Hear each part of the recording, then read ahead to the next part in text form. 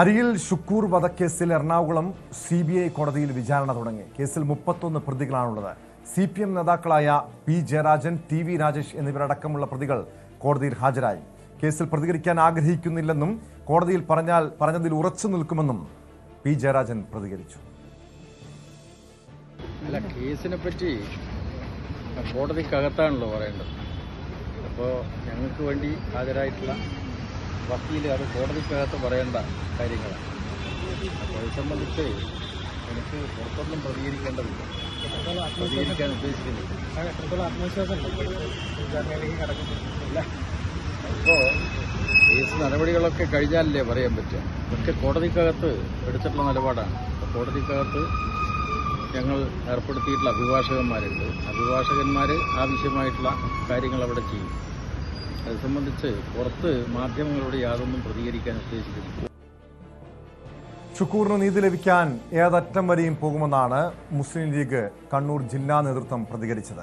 ആജ്ഞ രവീന്ദ്രൻ ചേരുന്നുണ്ട് വിശദാംശങ്ങളുമായി. ആജ്ഞ, ഏറെ കോളിളക്കം സൃഷ്ടിച്ച രാഷ്ട്രീയ കൊലപാതകമായിരുന്നു അരിയിൽ ഷുക്കൂറിൻ്റേത്. വർഷങ്ങൾക്ക് ശേഷം വിചാരണ നടപടികൾ ആരംഭിച്ചിട്ടുണ്ട്. ഇന്ന് ആരുടെയൊക്കെയായിരുന്നു വിസ്താരം?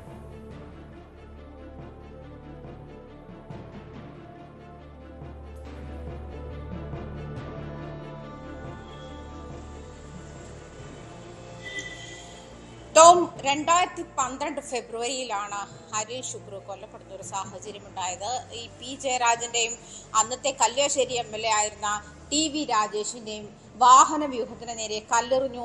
അതും പ്രത്യേകിച്ച് അരിയിൽ പട്ടുവത്ത് CPM ലീഗ് സംഘർഷം ഉണ്ടാകുന്നതിനിടയിലാണ് ഈ സംഭവം ഉണ്ടാകുന്നത്. അതേ തുടർന്ന് ഇവരുടെ വാഹന വ്യൂഹത്തിന് കല്ലെറിയുകയും അരിയിൽ ഷുക്കൂറിനെ കൊല്ലാനുള്ള ഏർപ്പാടുകൾ ചെയ്യുകയുമായിരുന്നു എന്നാണ് കേസ്. അതിൽ അരിയിൽ ഷുക്കൂറിനെ കൊലപ്പെടുത്തണമെന്ന് ആവശ്യപ്പെടുകയും അത് കേട്ടുനിന്നിട്ടും ഈ TV രാജേഷും P. ജയരാജനും അത് തടഞ്ഞില്ല എന്നുള്ളതാണ് ഇവർക്കെതിരെയുള്ള കേസ്. അതേസമയം ഇത് കേട്ടത്, അതായത് 2 സാക്ഷികൾ ഇതുമായി ബന്ധപ്പെട്ട കോടതിയിൽ മൊഴി നൽകിയിരുന്നു. ഇത് കേട്ടിരുന്നു, തങ്ങൾ ഇത് കേട്ടിരുന്നു, അരിയിൽ ഷുക്കൂറിനെ വകവരുത്താൻ ഇവർ ഗൂഢാലോചന നടത്തുന്നത് കേട്ടിരുന്നു എന്നുമായിരുന്നു പറഞ്ഞത്.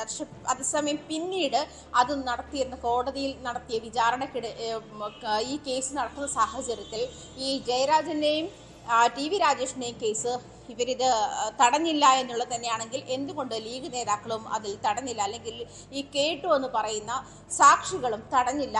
അങ്ങനെയെങ്കിൽ അവർക്കെതിരെയും ഈ അതേ കുറ്റം തന്നെ, സമാനമായ കുറ്റം തന്നെ ചുമത്തേണ്ടതല്ലേ എന്ന് കോടതി ചോദിക്കുകയും പിന്നീട് അവർ അങ്ങനെ ഉണ്ടായിട്ടില്ല, അത് ഞങ്ങൾ കള്ളമൊഴി പറയുകയായിരുന്നു എന്നൊരു വിശദീകരണം നൽകുകയും ചെയ്തിരുന്നു. അത് പിന്നീട് ആ കേസിൽ അത്തരത്തിലാണ് ഈ സാക്ഷിമൊഴികൾ വന്നിരുന്നത്. അതേസമയം 12 വർഷത്തിനു ശേഷമാണ് CBI ഈ കോടതിയിൽ ഈ വിചാരണ നടപടികൾ തുടങ്ങിയിട്ടുള്ളത്. നേരത്തെ തന്നെ ഇതുമായി ബന്ധപ്പെട്ട് കണ്ണൂർ ജുഡീഷ്യൽ കോടതികൾ, ജില്ലാ കോടതി വരെ ഈ കേസുമായി ബന്ധപ്പെട്ടുള്ള വാദങ്ങൾ നടന്നിരുന്നു. അതേസമയം അതിനുശേഷം ഷുക്കൂറിന്റെ അമ്മയാണ് ഈ CBI കേസ് അന്വേഷിക്കണം, കേസ് ഏറ്റെടുക്കണമെന്ന് ആവശ്യപ്പെട്ട് ഹർജി നൽകിയത്. അതേ തുടർന്നാണ് ഇപ്പോൾ CBI കോടതിയിൽ ഇതുമായി ബന്ധപ്പെട്ടുള്ള വിചാരണ നടപടികൾ തുടങ്ങിയിട്ടുള്ളത്. 33 പ്രതികളാണ് കേസിലുള്ളത്. അതിൽ 2 പേര് മരിച്ചുപോയതിൽ 31 പ്രതികൾ നിലവിലുണ്ട്. അതായത് അവരുടെയൊക്കെ വിചാരണകൾ ആണ് തുടങ്ങുന്നത്.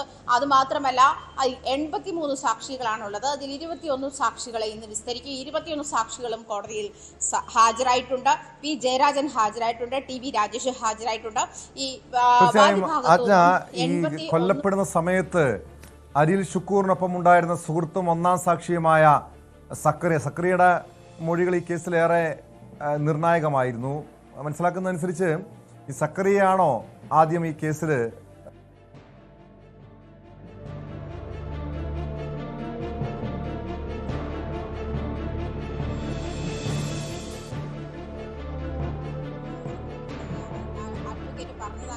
മുഹമ്മദ് ഷായാണ് വാദിഭാഗം അഡ്വക്കേറ്റ്. അദ്ദേഹം അത്തരത്തിലാണ്, അതായത് ഷുക്കൂർ കൊല്ലപ്പെടുകയും സക്കറിയയ്ക്ക് കുത്തേൽക്കുകയുമായിരുന്നു.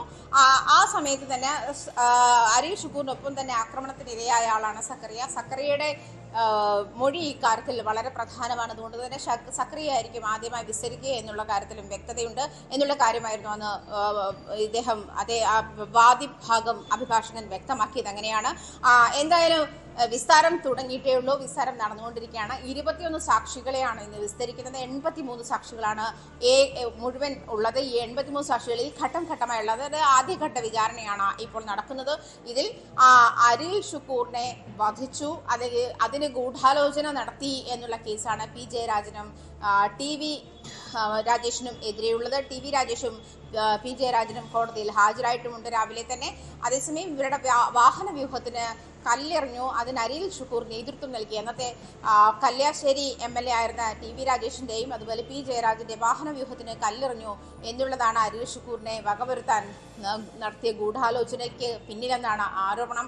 ഈ മുസ്ലിം ലീഗ് CPM സംഘർഷം നടന്ന അരിയിൽ പട്ടുവം സ്ഥലത്താണ് ഈ പ്രശ്നമുണ്ടായത്. അതിന് നേതൃത്വം നൽകിയത് അന്നത്തെ MSF പ്രവർത്തകനായിരുന്ന അരിൽ ഷുക്കൂറാണ്.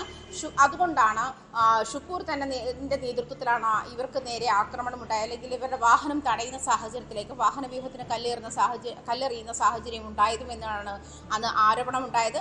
അതേ തുടർന്നാണ് ഷുക്കൂറിനെ വകവരുത്തണമെന്ന് ഇവർ ഗൂഢാലോചന നടത്തിയതും അതേ തുടർന്ന് ഷുക്കൂറിനെ കൊല്ലുകയായിരുന്നു. അതായത് കുറച്ച് സമയം അതുപോലെ തന്നെ അദ്ദേഹത്തെ തടങ്കലിൽ വെച്ച് കൊല്ലുകയായിരുന്നു എന്ന് തന്നെയാണ് അതുമായി ബന്ധപ്പെട്ടുള്ള വിവരങ്ങൾ പുറത്തു വരുന്നത്. അങ്ങനെയാണ് ലീഗ് നേതാക്കൾ ആരോപിക്കുന്നത്. ലീഗിന്റെ തന്നെ വക്താവായ അഭിഭാഷകൻ മുഹമ്മദ് ഷാ തന്നെയാണ് ഈ കേസ് വാദിഭാഗത്തിന്റെ അഭിഭാഷകനായി കോടതിയിൽ ഹാജരായിട്ടുള്ളതും. ടോം, തീർച്ചയായും ഈ ഒന്നാം സാക്ഷിയുടെ കേസിൽ ഒന്നാം സാക്ഷി സക്കറിയുടെ വിസ്താരം തന്നെ 2-3 ദിവസം എടുക്കുമെന്നാണ് മനസ്സിലാക്കുന്നത്. അങ്ങനെയെങ്കിൽ ഈ സാക്ഷികളുടെ വിസ്താരം എല്ലാം പൂർത്തിയായ ശേഷം മാത്രമായിരിക്കുമല്ലോ പ്രതികളിലേക്ക് കിടക്കുക. ഈ പ്രതികളുടെ വിചാരണ അത് എന്ന് തുടങ്ങാൻ കഴിയും? പ്രതിഭാഗം അഭിഭാഷകരുടെ അതോടൊപ്പം വാദിഭാഗം അഭിഭാഷകർ നൽകുന്ന സൂചനകൾ എങ്ങനെയാണ്?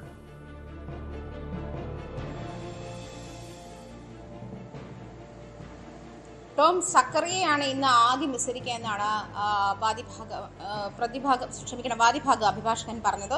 അതേ തുടർന്ന് മാത്രമല്ല 21 സാക്ഷികൾക്കാണ് നിലവിൽ ഹാജരാകാൻ സമൻസ് അയച്ചിട്ടുള്ളത്. ടോം സൂചിപ്പിച്ചതുപോലെ ദിവസങ്ങൾ എടുക്കും ഈ 21 സാക്ഷികളെയും വിസ്തരിക്കാൻ എന്ന് തന്നെയാണ് എനിക്ക് തോന്നുന്നത്. ഇന്ന് തന്നെ ഈ ഹാജരായിട്ടുള്ള 21 സാക്ഷികളും കോടതിയിൽ ഹാജരായിട്ടുണ്ട്. അതിനുശേഷം അവർക്ക് നിർദ്ദിഷ്ട ദിവസങ്ങൾ നൽകിയ ശേഷമായിരിക്കും അതിൽ വിസ്താരം നടക്കുക. അതായത് തുടർന്നുള്ള ദിവസങ്ങളിലുള്ള വിസ്താരം നടക്കുക. എന്നാലും പ്രതിഭാഗത്തുനിന്നും ഇന്ന് പ്രതികളായിട്ടുള്ള പി ജയരാജനും TV രാജേഷും കോടതിയിൽ ഹാജരായിട്ടുണ്ട്. അവർക്ക് വേണ്ടി അവരുടെ അഭിഭാഷകനും അഡ്വക്കേറ്റ് വിശ്വനാണ് അവരുടെ കേസ് നോക്കുന്നത്. B രാമൻ പിള്ളയും അവർക്ക് വേണ്ടി ഹാജരായിട്ടുണ്ട് എന്നുള്ള കാര്യവും ശ്രദ്ധേയമാണ്. നമുക്കറിയാം, കൊച്ചിയിലെ തന്നെ ഹൈക്കോടതിയിലെ തന്നെ മുതിർന്ന അഭിഭാഷകനാണ്. പ്രമാദമായ പല കേസുകളും ഏറ്റെടുത്തുള്ള അഭിഭാഷകനാണ് അഡ്വക്കേറ്റ് B രാമൻ പിള്ളയും പ്രതിഭാഗത്തിന് വേണ്ടി ഹാജരായിട്ടുണ്ട്. എന്തായാലും കോടതിയിൽ പറഞ്ഞതിനപ്പുറത്തേക്ക് മറ്റൊന്നും പറയാനില്ല എന്നാണ് പി ജയരാജൻ പ്രതികരിച്ചത്. കോടതിയിൽ പറയാനുള്ളത് കോടതിയിൽ തന്നെ പറഞ്ഞിട്ടുണ്ട്. നേരത്തെയും ഇതിൽ കുറ്റകൃത്യം നടന്നതുമായി ബന്ധപ്പെട്ടത് പങ്കൊന്നുമില്ല എന്ന് മാധ്യമങ്ങളോട് നേരത്തെ അദ്ദേഹം പ്രതികരിച്ചു. അതിൽ ഉറച്ചു നിൽക്കുന്നു. അതുപോലെ കോടതിയിൽ പറഞ്ഞതിലും ഉറച്ചു നിൽക്കുന്നു എന്ന് തന്നെയാണ് പി ജയരാജൻ ഇന്ന് മാധ്യമങ്ങളോട് പ്രതികരിച്ചത്. എന്തായാലും ഈ പ്രതികൾ ഹാജരായിട്ടുണ്ട്. ആദ്യം വിസ്തരിക്കുക. വ്യക്തമാണ്. കൊച്ചിയിൽ നിന്ന് ആജ്ഞ രവീന്ദ്രനാണ് വിവരങ്ങൾ നൽകിയത്.